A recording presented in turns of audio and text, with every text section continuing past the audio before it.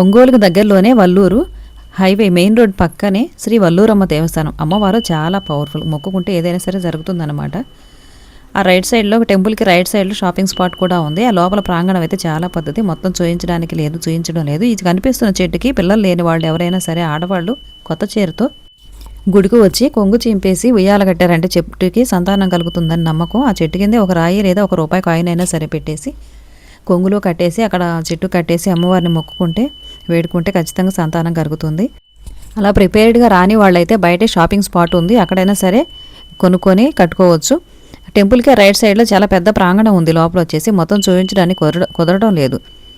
బస్సులు పెద్ద పెద్ద వెహికల్స్ చాలా ఉంటాయి అన్నమాట.